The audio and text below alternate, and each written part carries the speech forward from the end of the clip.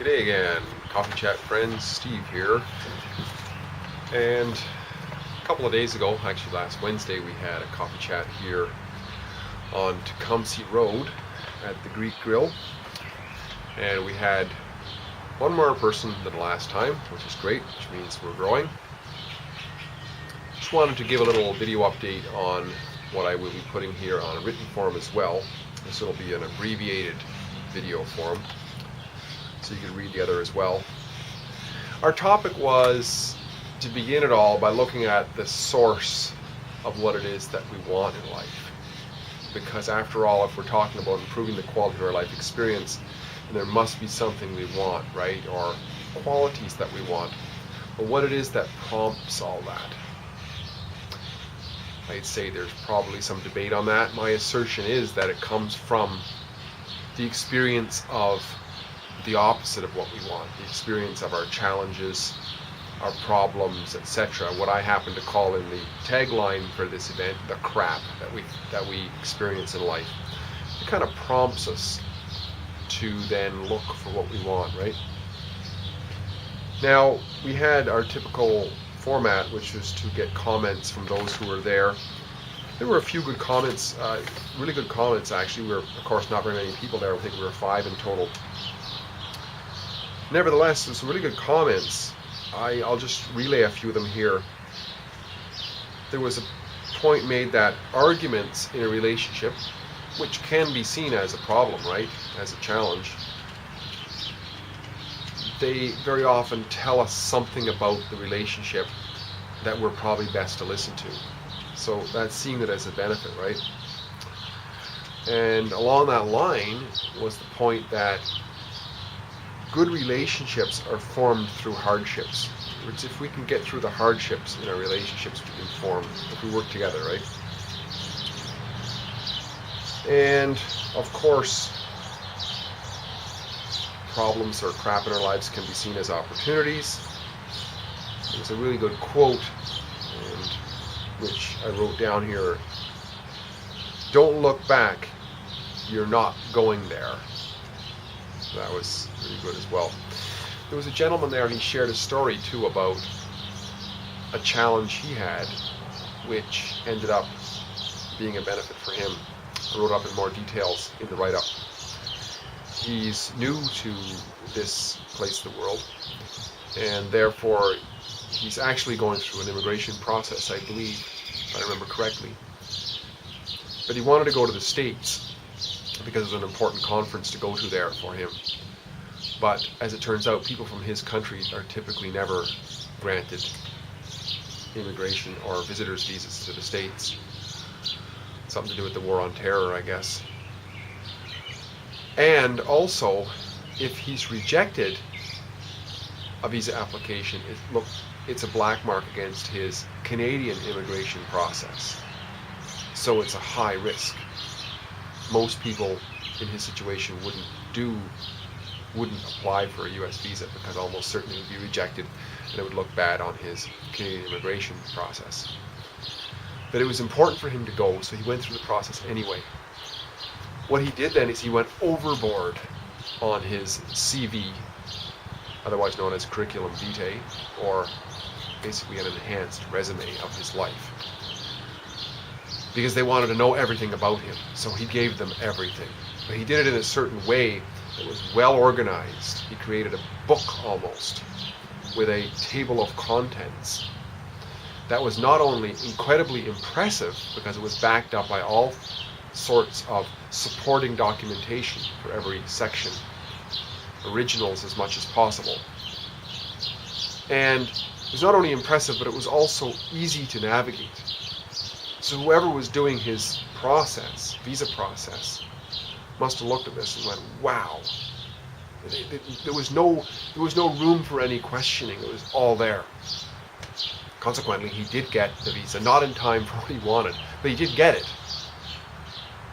So that was a benefit in a way, certainly seen as a big problem, but as you can see the benefit of it now, him having been granted access to the States will greatly enhance just the way it would have negatively affected his Canadian process if he'd been rejected. It will positively affect it now because he's been accepted. A very difficult thing he's been accepted for. And he was able to go there, at least to look at it, look at the place a bit. And he also ends up with an amazing curriculum vitae, which many people wouldn't have. So he took it with a sense of optimism, and was able to overcome that challenge. A few things that I wanted to share here are along the lines, basically almost word for word, from what I wrote a couple of years ago to do with a meeting we had about New Year's resolutions, which was just after New Year's. You might wonder what this has to do with New Year's resolutions or resolving to do something. Well, when I was reading through this again, I realized it's directly along the lines, because my approach to it was, when we have a resolution, we want to achieve something. Behind it all, as I mentioned earlier, is the source of the urge. And the source of the urge is we feel we don't have what we want, or we feel crap in our lives or problems in our lives. And therefore, the approach to what I wrote then is the same approach. And I basically started out by making 2 points. Well, I not started out, the whole thing was basically 2 points. Mostly the 1 point, but then a little touch on the second point. And the first point is to basically reframe the problem. Reframing the problem is trying to figure out what the problem is telling us. And this can be looked at metaphorically or even scientifically in many ways, and that's a good way to approach it, actually, is systematically, is scientifically, and rigorously at times. In some cases, when it's a very minor issue, it's just a matter of looking at it and saying, okay, that's it. But for greater, more complex issues in our lives, the rigorousness is important, just like in a complicated mathematical equation. There has to be some work gone into it. But nevertheless, within that equation, that problem, and they even call it in mathematics, they call it a math problem sometimes, right? Within that problem is the answer to its own riddle. Likewise, with almost anything in our lives. The other analogy I use is the street sign. The street sign itself might be that way, but what it's telling us is to go this way, but it tells us there. That's another way to look at problems in our lives, is they are actually signs to be read and interpreted. And that's one way to look at them in a beneficial light, is that they're actually telling us something that we might want to know. We may not want to know it, but we might want to know it. So sometimes it's good to take a look at them. There's a whole bunch of stuff I wrote here, so I'm not going to just read it all. I'm just picking out spots, but you can read about it in the posting. I also relayed this little story that is a biblical story. I'm not a biblical person at all, really. I mean, I don't read a whole lot of it, but it's still an interesting book. In terms of the stories that are in there, especially, the one that I remembered, I'm going by memory here, is a story about Lot and his wife. I don't even know what section of the Bible that was in. It's Old Testament anyway. And there's a moral to the story, I think, which is that these two, Lot and his wife, were directed by God, I suppose, to leave this city which was defiled by corruption. And the instruction was, you don't look back. When you leave, you keep going. So Lot and his wife left. Lot kept going. His wife turned around and looked at the city, and she was frozen into a pillar of salt. Now, what does that mean? Well, if you look at it from a metaphorical sense anyways, salt at the time was their preservation method. It was equivalent to maybe refrigeration today. So if you were to solidify or to turn something into salt, you basically froze it in time. And we can look at an analogy to a parallel analogy of us driving down the highway. Okay, we see a sign above the highway which says exit to where we want to go. But if we stay focused on that sign, we'll end up going straight on through our exit. And we'll be we'll be off course from where we were.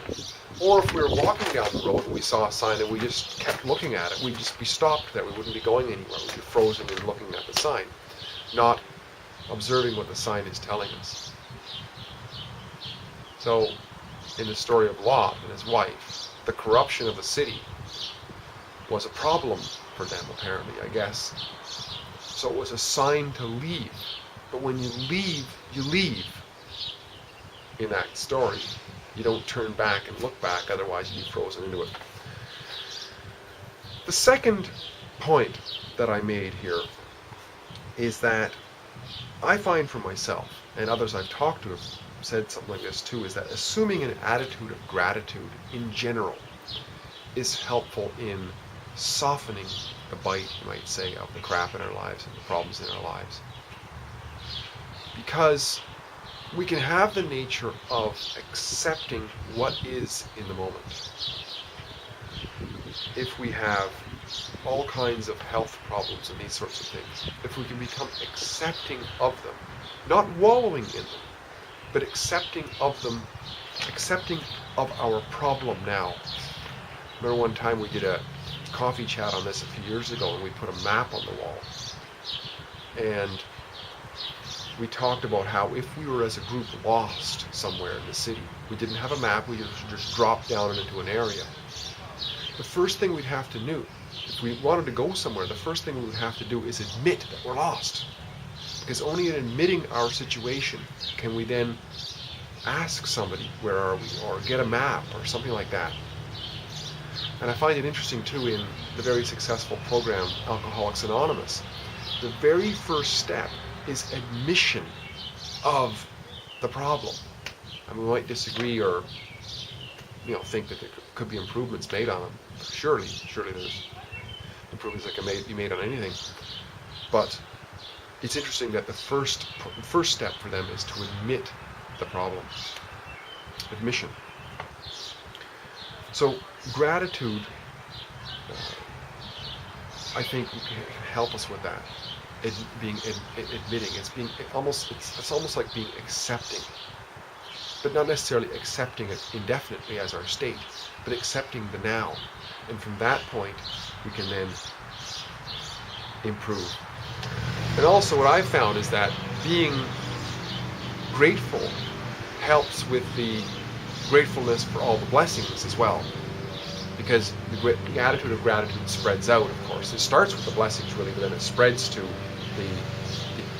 what we wouldn't consider to be blessings. But really it helps us to be able to see the blessings in everything in a way. At least portions of it. The portions of it. And sometimes it is a stretch, I must admit. But nevertheless, it is possible. An example of a stretch, let's say the dog craps on the carpet. Well, how do we possibly see that as a blessing? Well, maybe if we see it as an opportunity, as a knock on the head, if you will, say, okay, now I'm going to figure out a way that this is not going to happen again. This is the 100th time he's done it. He's not going to do it again. So it gives me that motivation. So that's something to be grateful for, you might say. Finally, I would say that real beginnings, or real new beginnings, real fresh starts in our life, if we really look at them, depending on the area of our lives, I mean, in many different areas of our lives, but most of those new beginnings, perhaps all of them, the degree to which they are real new beginnings, that is, they begin in the depths of the troubles. Because that's where we have the greatest potential for change, the greatest potential to be motivated too by what's wanted. It seems like we as human beings are motivated by pleasure and pain, right? We have a lot of pain in our lives. Then we're going to be motivated to somehow extricate ourselves from that by going for the opposite of that. So that's important. That's important because it helps us when we realize that our real changes in life take place in the depths. We can realize the value of those depths. So the value of those depths is there are faithful signs that tell us in some way what it is that we really want. That's how I see it anyways. So 2 points then. Seeing the crap in our lives or problems in our lives as signposts for what we want. That's number 1. And number 2, having an attitude of gratitude for those signs. These points have made a difference in my life. How about yours? Hope to talk to you soon. Bye-bye for now.